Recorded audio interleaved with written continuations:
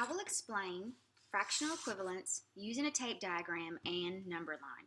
So we have been using area models to show equivalence in fractions using multiplication and division in the last 3 lessons. Well, today in lesson 11 we're going back to a tape diagram. So I want you to notice the difference between a tape diagram and an area model.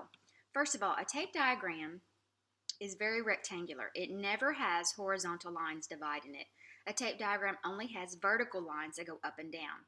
However, when you have an area model very likely could have a horizontal line and a vertical line. But a tape diagram will never have a horizontal line. Tape diagrams only have vertical lines, and they're very narrow and thin like a piece of tape. That's kind of where they get their name. So today we're going to be focusing on using a tape diagram and a number line. So we are not using area models today. Okay, we are back to tape diagrams. You'll see why shortly.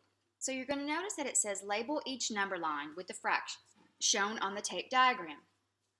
Circle the fraction that labels the point on the number line that also names the selected part of the tape diagram.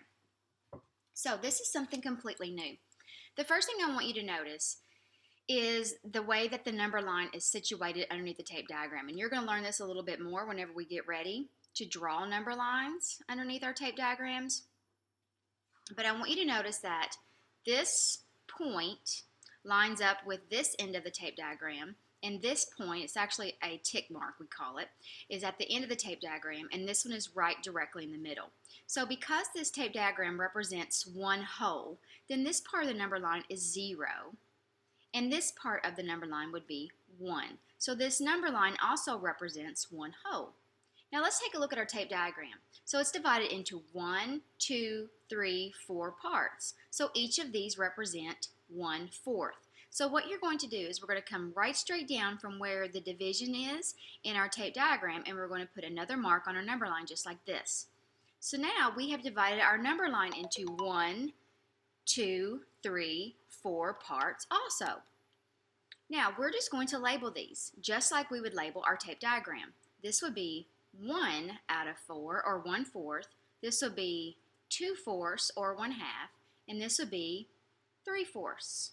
So this is how you label the number line with the fraction shown in the tape diagram. Now it says circle the fraction that labels the point on the number line that also names the selected part of the tape diagram. Well, they have shaded 1 out of 4, so that means that this tape diagram represents 1/4, just like this number line does. All right, so let's try B. I know this is brand new, so you shouldn't feel stressed that it's a little confusing to you. It's okay. All right, so again, this tape diagram represents one whole. So our number line is going to represent one whole too. So we're going to begin at 0, and we're going to end at 1. And then we're going to come right straight down from the tape diagram, just like this, and we're going to make marks on our number line exactly where the divisions are, or where they decomposed this tape diagram. So all I did was just come right straight down. Now this is 1, 2, 3, 4, 5, 6, 7, 8 parts in the tape diagram. I have 1, 2, 3, 4, 5, 6, 7, 8 parts on my number line. So that means each of these represents 1 out of 8, or 1/8. So this would be 1/8, and then I just count 2/8, 3/8, 4/8, or 1/2, 5/8, 6/8, and 7/8. Now when I come back to my tape diagram, they have shaded 2 out of 8, so I'm going to circle 2/8. All right, now let's take a look at C. So do you remember where, if this tape diagram represents one whole, that means that our number line begins at 0 and it ends at 1. Now we're going to just make lines on our number line, or little tick marks, exactly where the tape diagram has them. So I'm going to come right straight down and make one here, come right straight down and make one here, and we're just going to keep doing that all the way across. Try to make them as close to where they are on the tape diagram as you can, so they don't get too close together. All right, that's a bunch, isn't it? So I have 1, 2, 3, 4, 5, 6, 7, 8, 9, 10, 11, 12. So that means that each of these units represent 1/12. That's exactly what they represent on my number line. If you look, I have 12 spots on here. 1, 2, 3, 4, 5, 6, 7, 8, 9, 10, 11, 12. So this would be no 12s. This would be 1/12, 2/12s, 3/12s, and so on. Go ahead and number yours along with me.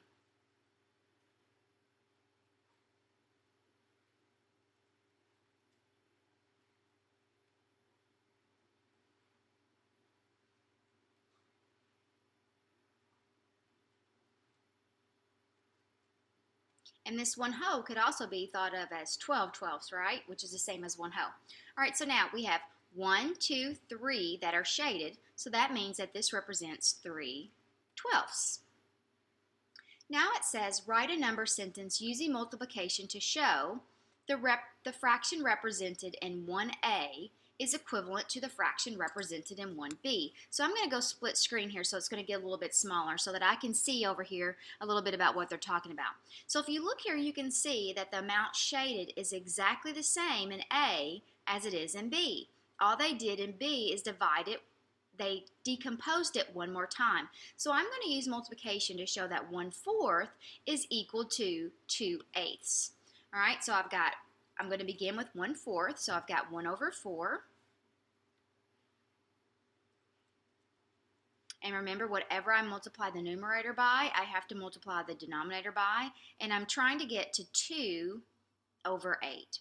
So they took each of the fourths and they divided it into two parts. So I'm going to multiply the numerator times 2 and the denominator times 2. So I've got 1 times 2 equals 2 and 4 times 2 equals 8. Now it says we're going to write a multiplication sentence to show that the fraction represented in 1a is equivalent to the fraction represented in 1c. So 1a was 1/4. C is 3/12. So I'm going to do the exact same thing, but I'm going to try to write a multiplication sentence to see if I can prove that 1/4 is equal to 3/12. Go ahead and pause the video here and see if you can figure out what goes in the middle portion of this number sentence to prove that 1/4 is equal to 3/12. When you have what you think the answer is, come back and check with me. All right, so now I'm going to begin with 1 and 4 as my numerator and denominator. So to get from 1 to 3, I'm going to multiply times 3. And you can see they divided the fourth into 3 parts. That's why we're multiplying times 3. And 1 times 3 is 3, and 4 times 3 is 12. All right, now, here's the fun part. You get to draw some number lines. It says use each shaded tape diagram below as a ruler to draw a number line. Mark each number line with the unit fractions shown on the tape diagram and circle the fraction that labels the point on the number line. That also names the selected part of the tape diagram. So you get to draw a number line. Now you can freehand this number line, or if you don't feel like you can do a good job, I do have rulers in the classroom that are over by the telephone. So if you want to go and get a ruler, you may. All right, I have this tool that can make a nice straight line. So I'm going to make a line that it has to be right directly underneath your tape diagram, and make sure that you are putting arrows on each end. If not, you didn't create a line, you created a line segment. Lines have arrows on each end because they continue on and on in each direction. So make sure that you put arrows on each end.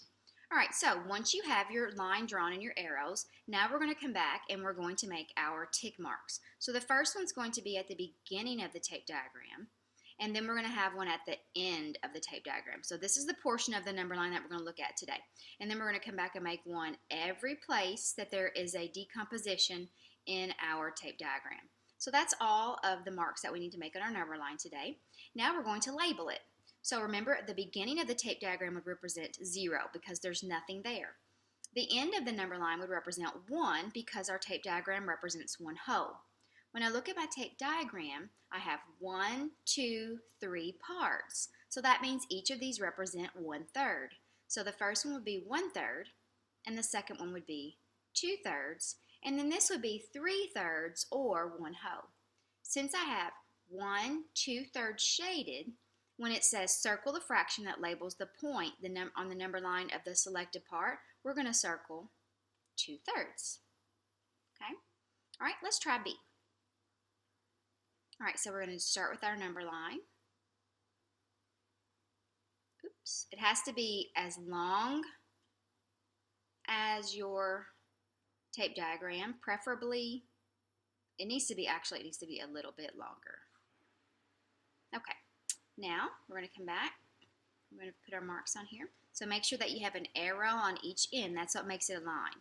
And then we're going to put a mark at the beginning and a mark at the end. And then we're going to draw one mark every place that the tape diagram is decomposed.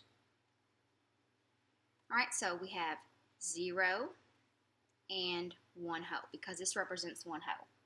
All right, so our tape diagram is divided into 1, 2, 3, 4, 5, 6 parts. So that means each of these represents 1 6. So now we're just going to count 1 6, 2 6s, 3 6s, 4 6, 5 6, and this would be 6 6. So now we're going to circle 1, 2, 3, 4 6s because that's the amount that is shaded.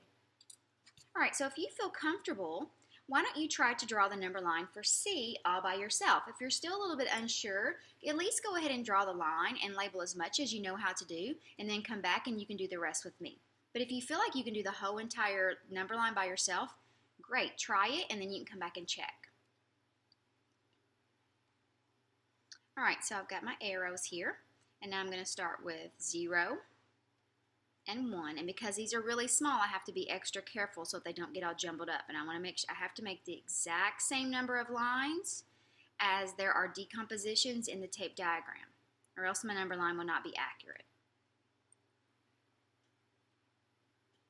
All right, so I have 1, 2, 3, 4, 5, 6, 7, 8, 9, 10, 11, 12. I have 12 parts, so that means each of these represents 1/12. So we're going to begin with 0. And we're going to end with 1. So I have 1/12, 2/12, 3/12, and so on. I'm just going to go ahead and I'm going to count all the way across. Hopefully, this is what you did too.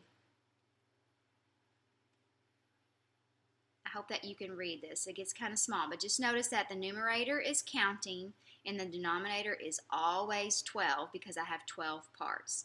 So for 1 hoe, it could be 12 12s, or it could be 1 hoe. And we're going to circle 8 12s because that's how much is shaded.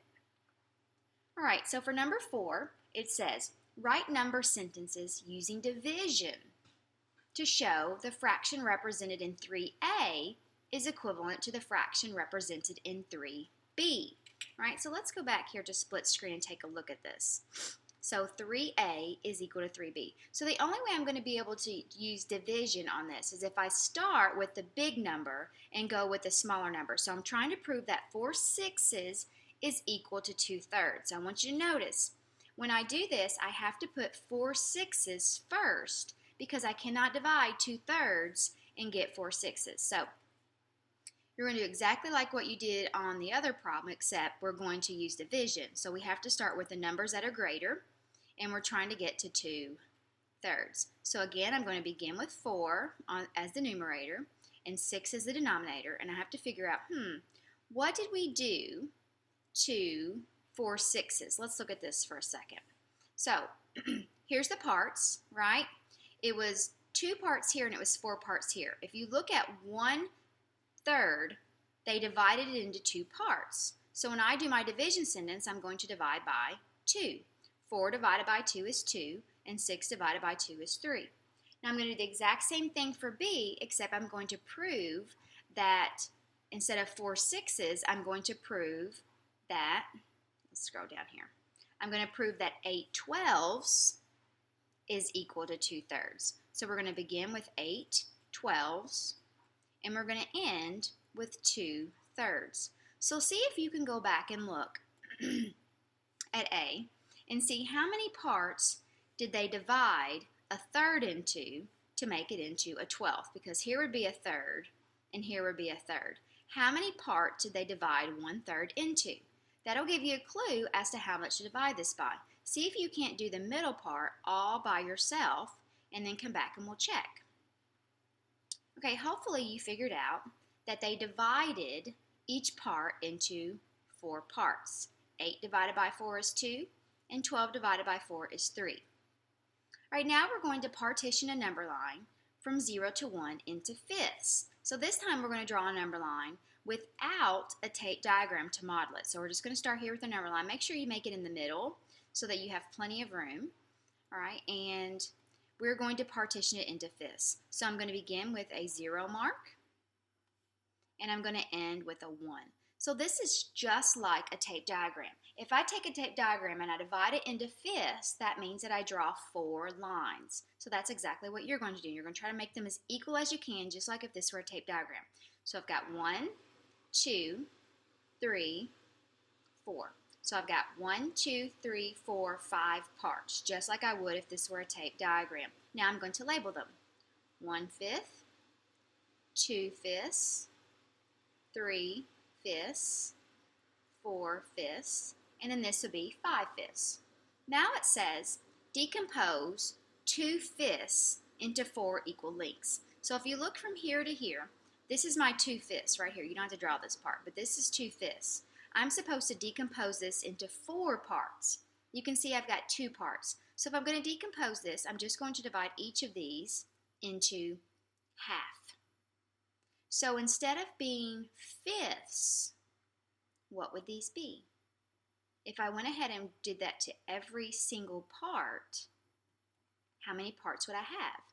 1, 2, 3, 4, 5, 6, 7, 8, 9, 10. So these would be tenths. This would be 1/10, this would be 2/10 or 1/5, and this would be 3/10, and this would be 4/10. Write a number sentence using multiplication to show what fraction represented on the number line is equal to 2/5. So if I had 1/10, 2/10, 3/10, 4/10.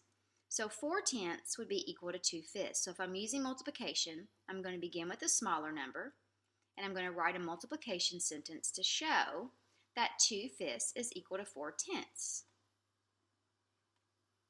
So I would say 2 times, how many times did I divide it? I divided into 2 parts, so I'm going to multiply the numerator and the denominator by 2, and I get 4/10. Now it says write a number sentence using division to show what fraction represented on the number line is equal to 2/5. So I'm going to use the same number sentence, except I'm going to go backwards because I'm using division. So I'm going to show that 4/10 can be composed into fifths using division. So if I have 4 over 10, instead of multiplying by 2, I'm going to divide by 2. So 4 divided by 2 is 2, and 10 divided by 2 is 5. I know that this last part here is a little bit tricky. Hang in there. We'll continue to work on this some more, so don't panic if you don't understand right away. All right, so that is it for today. I want you to notice that we went back to tape diagrams. Notice in all these tape diagrams, they only had one row. There was no horizontal lines like in an area model. And the reason for that is you can't have 2 rows here and represent a number line. So remember that if the tape diagram represents one hoe, your number line represents one hoe. It's dividing this line is just like dividing that tape diagram.